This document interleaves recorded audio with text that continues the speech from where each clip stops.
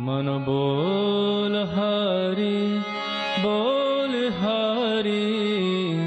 हरि हरि बोल। गोविंद माधव गोपाल बोल।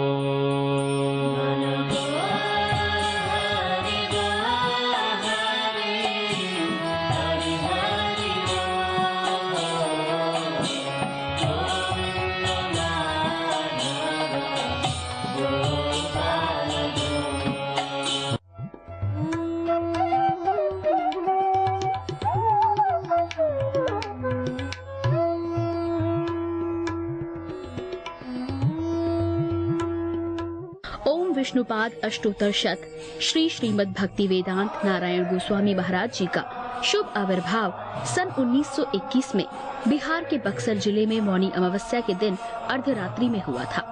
प्रारंभ से ही इनकी धर्म में रुचि थी। बचपन में ही उन्होंने गीता रामायण आदि का अध्ययन किया था।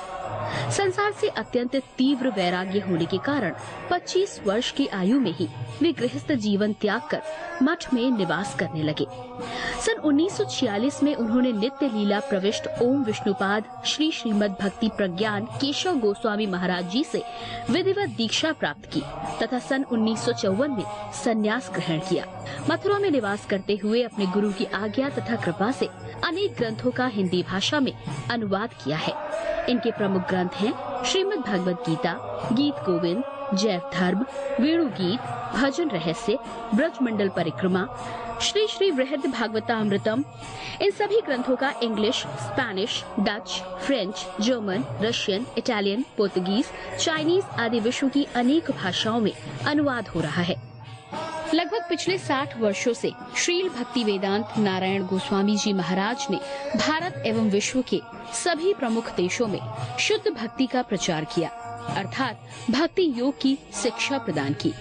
श्रील गुरुदेव के भक्ति प्रचार कार्य से प्रोत्साहित होकर अमेरिका के ह्यूस्टन के मेयर द्वारा श्रीमान लीपी ब्राउन ने 31 मई सन 2003 को इन्हें ऑर्डिनरी सिटीजनशिप एवं गुडविल एम्बेसडर के सम्मान से विभूषित किया। सन 2003 में ध्वजाचार्य पीठ तथा विश्व धर्म संसद ने श्रील गुरुदेव को कृष्ण भक्ति, विश्व भर में सनातन धर्म के प्रचार प्रसार तथा ब्रजमंडल के संरक्षण एवं पुनरुद्धार हेतु अनेक अथक प्रयासों के लिए योगाचार्य की उपाधि से सम्मानित किया।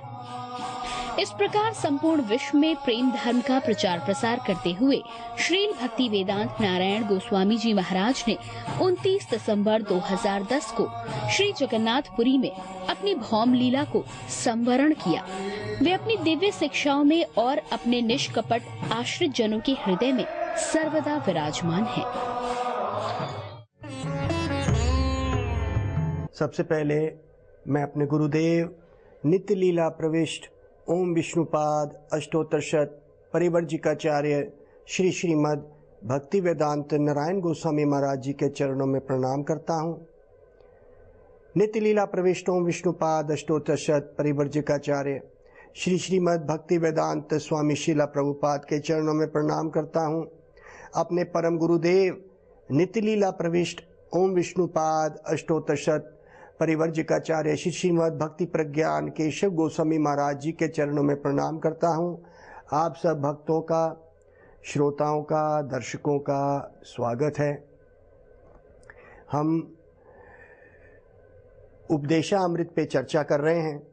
उपदेशामृत एक छोटा सा ग्रंथ जो हमारे रूप गोस्वामी ने लिखा है, उपदेशों का अमृत। ये कुछ ऐसे उपदेश हैं, अगर हमें अपने आध्यात्मिक जीवन में आगे बढ़ना है और बिना किसी धोखे के आगे बढ़ना है और सद्गुरु अपनाने हैं, तो इन उपदेशों का हमें अनुसरण, इनको फॉलो करना पड़ेगा। तो हम अभी पहला ही श्लोक ले रहे हैं। उसमें रूप गोस्वामी पहले उपदेश के अमृत को बोलते हुए कहते हैं, वाच वेगम मनसा क्रोध वेगम जीवा वेगम उदर पस्त वेगम इतान विगान विषेते सोधीरा सर्वे अपि माम पृथ्वीम स शिष्यते। पृथ्वीम स शिष्यते, पूरी पृथ्वी में वो शिष्य बना सकता है वो व्यक्ति जिसने इन 6 वेग जो शरीर से निकलती हुई उत्तेजनाएं हैं, वाच मतलब मुख में बोलने की जो हमारी वाणी है, इसके ऊपर संयम करना है।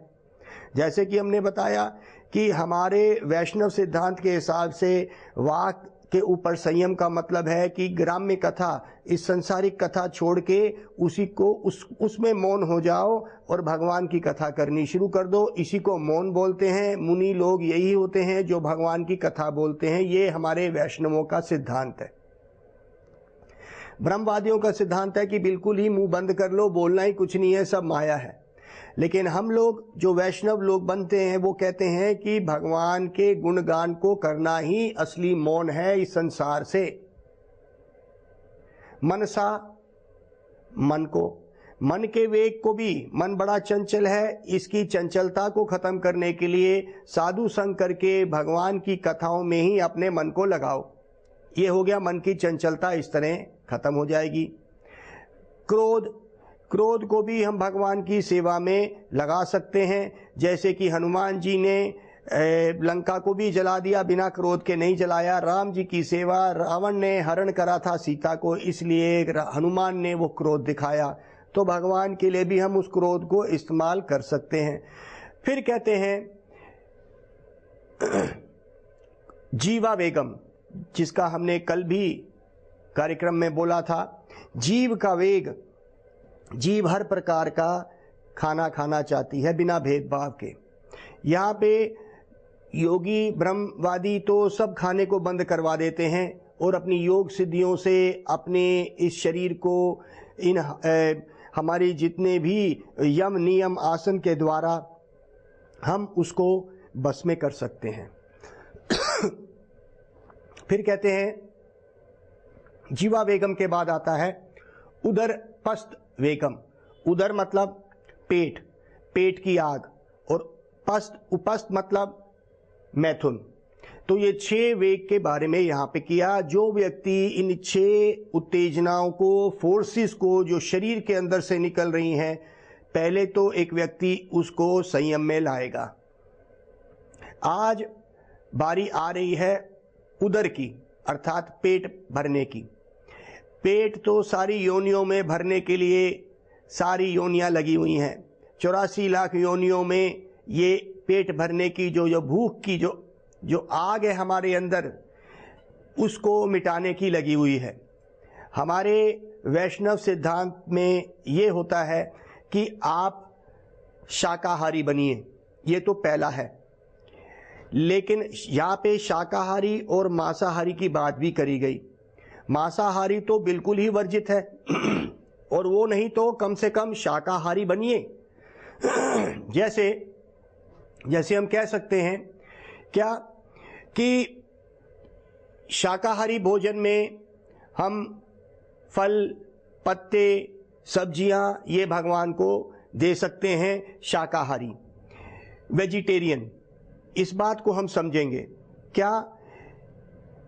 पत्रम पुष्पम फलम तोयम यो मे ना भक्त्या प्रयच्छसि तद अहम भक्त्या उपार्थम अशरणानि प्रयतात्मना। 9वें अध्याय का 26वां श्लोक। भगवान कहते हैं जो मेरा भक्त प्रेम से भक्त्या, जो यो मे ना भक्त्या प्रयच्छसि, जो भक्त प्रेम से मुझे प्रयच्छसि, प्रेम से मुझे ये पत्ते, फूल, सब्जी, रोटी ये सब देता है, मैं उसको ग्रहण कर लेता हूं। इस बात को भगवान ने बहुत सुंदर रूप में भगवद गीता में कहा। हम यहाँ पे एक बात और आज कर रहे हैं, उदर भरण की बात हो रही है, अर्थात पेट की भूख को मिटाने की बात हो रही है। तो कहते हैं शाकाहारी और मांसाहारी ये 2 प्रकार के लोग हो गए, लेकिन ये दोनों ही अपराधी हैं, पापी हैं, क्योंकि भगवान ने बोला कि शाकाहारी भी अगर मेरे को अर्पण नहीं करके खाता, मेरे को अर्पण नहीं करता, वो भी पाप ही खा रहा है। जैसे यज्ञ आशिष्टा सिनो संतो मुच्यन्ते सर्वा किलिभिषि भुंक्ते ते त्व अगम पापा ये पाचन्ते आत्मकरणात्। पाचन्ते मतलब जो पकाते हैं, पाचन्ते आत्मकरणात् अपने लिए ही पकाते हैं। मुच्यन्ते सर्वा किलिभिषि भुंक्ते, भुंजते, भुंजते का मतलब होता है भोजन करना, आनंद लेना। भुंजते ते त्व अगम पापा, अगम पाप करते हैं। जो क्या करते हैं? जो मुझे अर्पण पाचनते आत्मकरणात्, अपने लिए पकाते हैं और खाते हैं, मुझे अर्पण नहीं करते हैं, मुझे याद नहीं करते हैं, वो पाप ही ग्रहण कर रहे हैं। तो यज्ञ शिष्टा सिनो संतो, यज्ञ मतलब सेक्रीफाइस, अर्थात भगवान को अर्पण कर देना। तो हमारे वैष्णवों में हम जो भी कुछ पकाते हैं भगवान को अर्पण करते हैं। हम तुलसी जी दे के उनको अर्पण करते हैं, भगवान का नाम करते हैं और भगवान को आह्वान करते हैं कि आइए और ग्रहण करिए। जैसे कि हम बता चुके हैं, वैज्ञानिक तौर से हमने ये सिद्ध कर दिया कि भगवान ग्रहण करते हैं। कल के कार्यक्रम में हमने ये सिद्ध किया था कि भगवान सच में ही ग्रहण कर लेते हैं। मुच्यन्ते सर्वा किलीभिषि, किलीभिषि मतलब उस पे लगा हुआ पाप। जैसे जो हम चीज ले रहे हैं उसमें हमने मान लीजिए अन्न कमाया, अन्न में रोटी कमाई, सब्जी कमाई। जब हम उसको कमाने के लिए निकले थे कितने झूठ और सच हमने बोले। आज हमने उस रोटी को ग्रहण तो कर लिया, अब उसके अंदर जितने पाप हमने इकट्ठे करे थे उस कमाई को खाने के लिए, तो हमने भगवान को अर्पण करके वो पाप हमने मुक्त हो गए। क्योंकि जितना भी कमाई से हमने अन्न कमाया था, क्योंकि संसार में तो झूठ सच चलता ही है, तो जो हम उस झूठ सच की कमाई से हम जो ग्रहण करते हैं वो हम भगवान को अर्पण कर दें। तो भगवान ने कहा कि तू मेरे को अर्पण कर देगा तो सारे पापों से मुक्त होता है। अब यहाँ पे मैंने जो इस श्लोक का वर्णन किया आपको, उस श्लोक में ये आ रहा है कि जो व्यक्ति ये 6 वेगों को अपने संयम में करता है, ये बात को हम बार बार कर रहे हैं।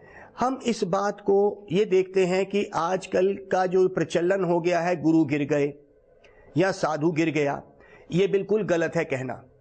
गुरु कभी नहीं गिरता, साधु कभी नहीं गिरता। जैसे मैं बार बार कहते आ रहा हूं, हो सकता है कि हमने जिसको गुरु बना लिया था या जिस गुरु के बारे में हम सुन रहे थे वो भेषधारी था, उसने सिर्फ भेष धारण करा हुआ था। अगर वो असली गुरु होते हैं तो वो कभी गिरते नहीं हैं। तो भेषधारी गुरु थे, आपने या साधु भेषधारी थे, आपने अब पहचाना तो आप बोल पड़े अरे साधु और गुरु सारे ही ऐसे होते हैं।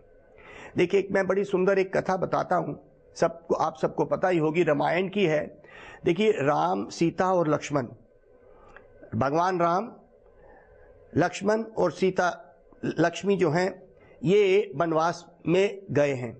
जैसे कि ये कथा लंबी है, दशरथ का जो कैकेयी से वायदा था उस वजह से 14 साल का राम जी को वनवास हुआ। आप सब भक्तों को ये भी पता है कि रावण ने सीता का हरण करा था। एक दिन ऐसा हुआ था जंगल में कि एक सुंदर हिरण, बड़ा सुंदर हिरण निकल रहा है। वो एक राक्षस है, वो अपनी मायावी शक्ति से, वो रावण का भेजा हुआ मायावी शक्ति से वो हिरण बन के सामने आया और सीता को मुंह में डाल दिया। और सीता राम के पीछे पड़ गई कि नहीं प्रभु मुझे वो हिरण चाहिए। अब हिरण को लेने के लिए राम जी तो गए, पीछे लक्ष्मण को बोल गए कि भाई तुमने सीता को नहीं छोड़ना।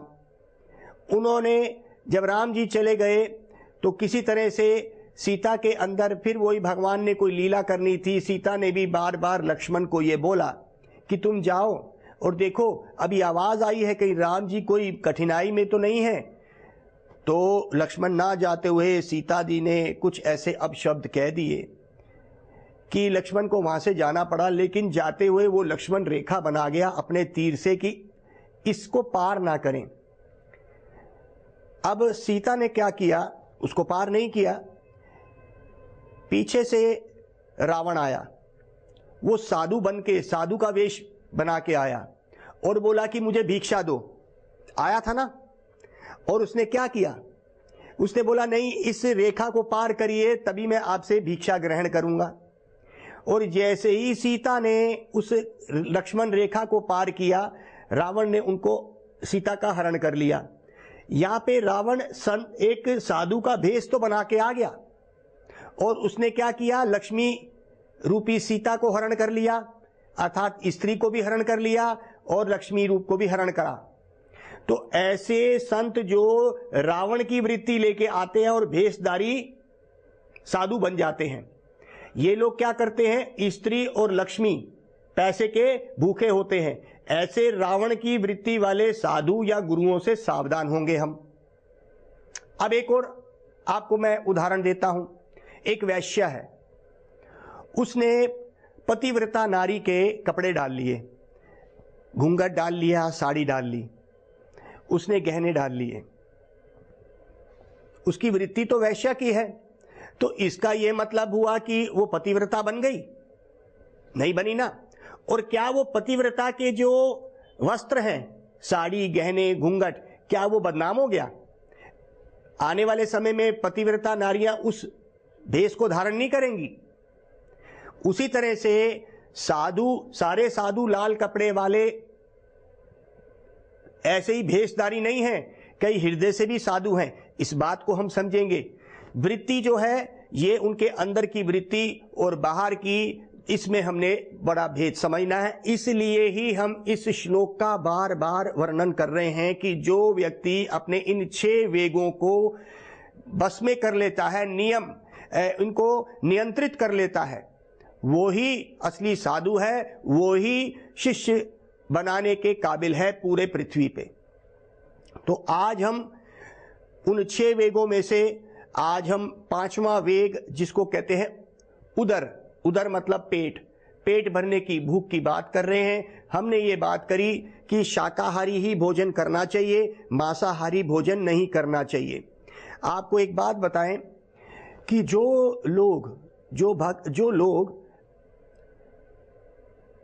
क्या करते हैं, मांस खाते हैं, वो ज्यादा उत्तेजित रहते हैं। आप देखेंगे वो ज्यादा उत्तेजित रहेंगे, उनको जल्दी क्रोध भी आएगा।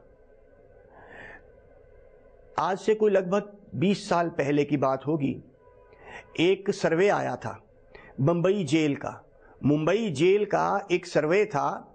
उन्होंने क्या किया, सारे जितने कैदी थे उनकी खाने की क्या इच्छा होती है वो पूछा, तो उसमें पता चला कि 90 से 95% कैदी मांसाहारी हैं। 90 से 95% कैदी जो जेल में बंद हैं मांसाहारी हैं। अर्थात कहीं ना कहीं ये मांसाहारी ऐसी कोई उत्तेजना या रजोगुण एक समय पे पैदा कर सकता है जो हमें नियम तोड़ने पे मजबूर कर देता है। मांस का भक्षण मतलब खाना, एक किसी का खून जिससे वो मांस बना, उसको लेना हमारे अंदर कुछ ना कुछ तो कमी पैदा करेगा ही। हमारे में क्रोध और ऐसा गुस्सा आएगा ही जो हम नियम तोड़ने तक भी मजबूर हो सकते हैं और जेल में जा सकते हैं। ये एक ऐसी कोई स्टडी आई थी जिससे कि पता चलता है कि जो शाकाहारी लोग हैं वो लंबा भी जीते हैं। शेर, चीता, ये कभी भी हमारे पौधे या पत्ते या सब्जी खाने, फल खाने नहीं आते हैं। ये मीट ही खाएंगे। ये कहीं ना कहीं से अपना खाना ढूंढ लेते हैं। एक मनुष्य के पास बुद्धि ज्यादा है उसका जो शरीर बना हुआ है शेर का, उसके शरीर का बनावट देखिए शेर की, उसके दांत ज्यादा नुकीले हैं जो मांस काटने के, खाने के काम में आ सकते हैं। दूसरा जो सबसे बड़ा है इंटेस्टाइन्स, जो लार्ज और स्मॉल इंटेस्टाइन्स मतलब बड़ी और छोटी आंतड़ियां, उसमें बहुत छोटी होती हैं, 2 मीटर की भी नहीं होती होंगी।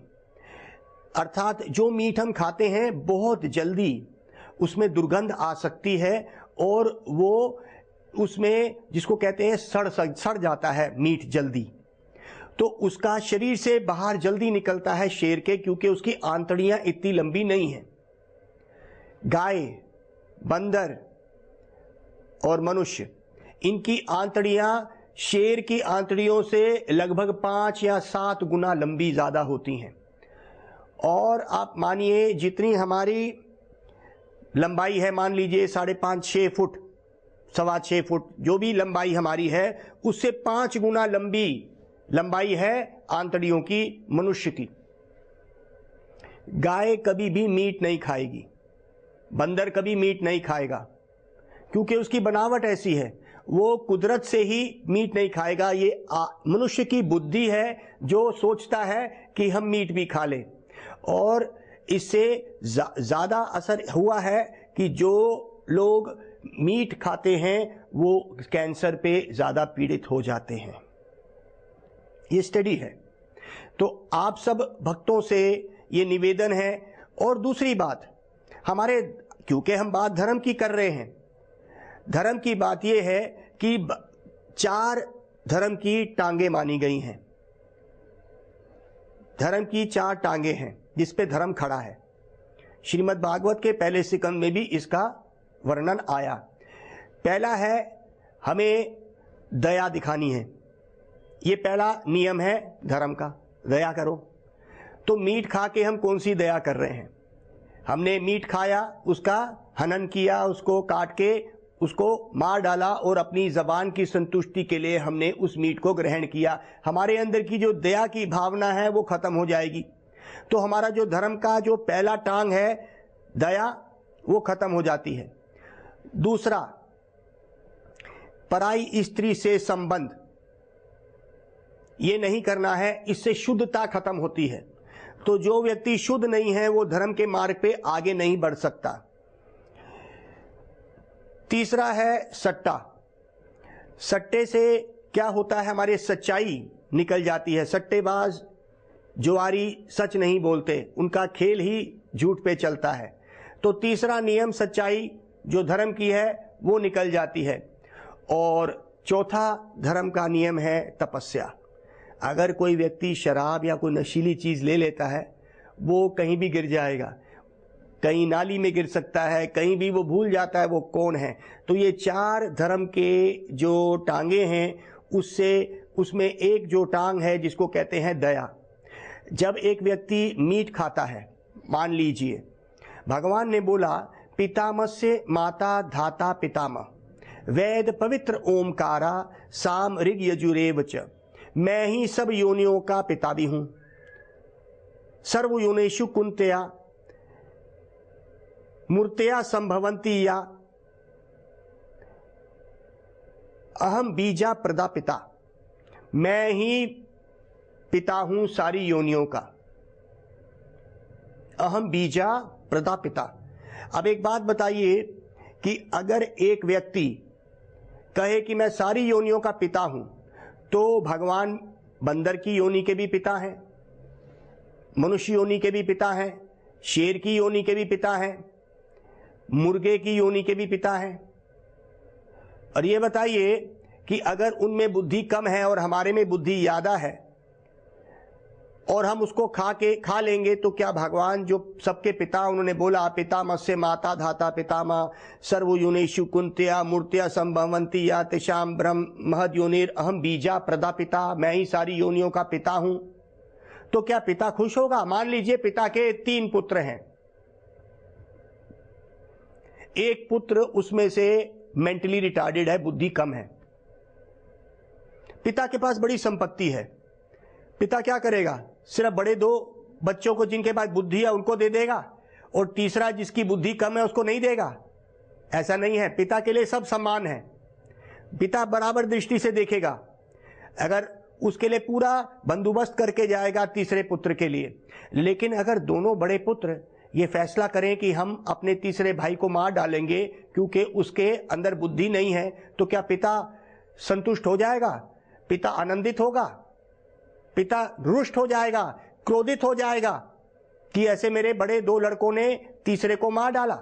उसी तरह से ये जितनी भी योनियां हैं मेंटली रिटार्डेड है। हमारे गुरुदेव कहते हैं, स्वामी प्रभुपाद कहते थे कि ये जितनी भी बाकी योनियां हैं कम बुद्धि वाली है, मेंटली रिटार्डेड है।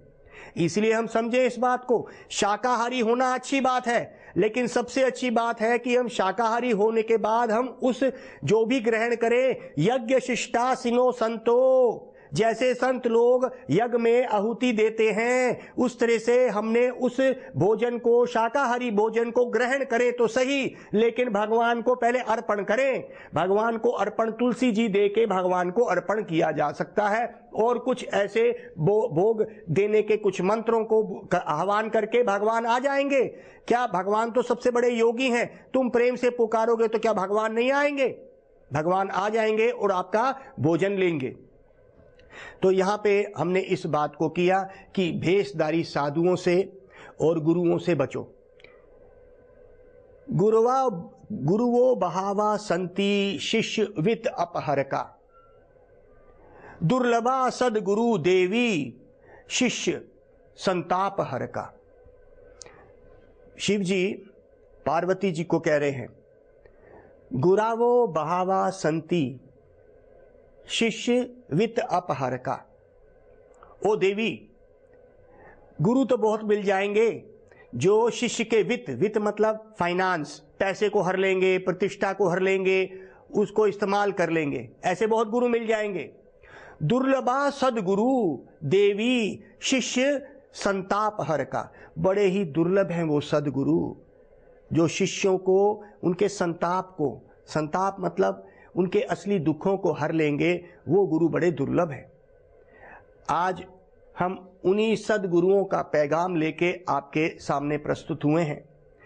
वो सदगुरु की धारा जिसमें हमारे भक्ति वेदांत नारायण गोस्वामी महाराज, उनके शिक्षा गुरु भक्ति वेदांत स्वामी शिला प्रभुपाद, और उसके आते हुए हमारे भक्ति प्रज्ञान केशव गोस्वामी महाराज हमारे परम गुरुदेव, उसके बाद आते हुए सदगुरु के धारा में भक्ति सिद्धांत सरस्वती ठाकुर प्रभुपाद, गौर किशोर दास बाबा जी महाराज और सच्चिदानंद भक्ति विनोद ठाकुर, ये, और उसके बाद जगन्नाथ दास बाबा जी महाराज, ये लंबी ये जो धारा आ रही है, उन्हीं का पैगाम लेके हम आपके पास आए हैं। ये सनातन धर्म का पैगाम है कि हमें शाकाहारी तो बनना है, पेट तो भरना है, लेकिन अपनी स्वास्थ्य भी रखिए ठीक। जो एक उसका साइड इफेक्ट है वो गौण है, असली है कि आपको भक्ति मिलेगी अगर आप अपना अच्छा खाना खाएंगे, मन अच्छा रहेगा, जैसा खाओगे अन्न वैसा बनेगा मन।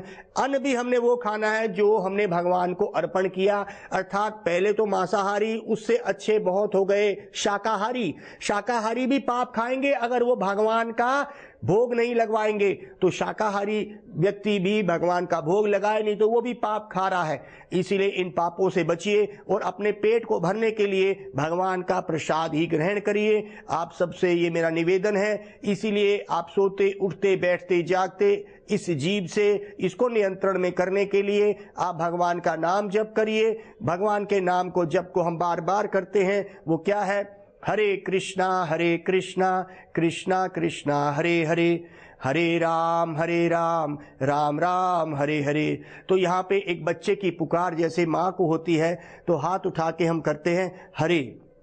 अब हाथ में अब प्रभु सिर्फ तू बचा ले, हरे मतलब राधा जी, हरे का मतलब भगवान की शक्ति। हरे हरे कृष्णा, स्वयं कृष्ण को बुलाते हैं, भगवान की शक्ति हमें अपनी शरण में ले। ये भगवान की माया शक्ति हमें संसार के जन्म मृत्यु में डाल रही है, इसीलिए हम बार बार एक ही बात करें, हरे कृष्ण कृष्ण कृष्ण हरे हरे, हरे राम राम राम हरे हरे। गौर प्रेमानंदे हरि हरि बोल।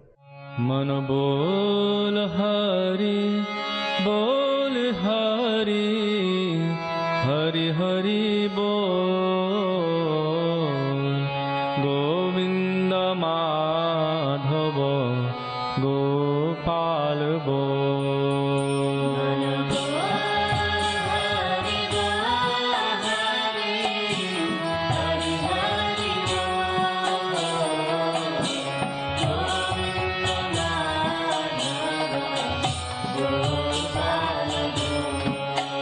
मन बोल हरि हरि हरि बोल,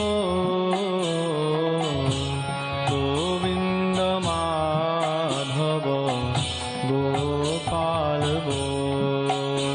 मनेर आनंदे ओ भाई बोलो हरि बोल।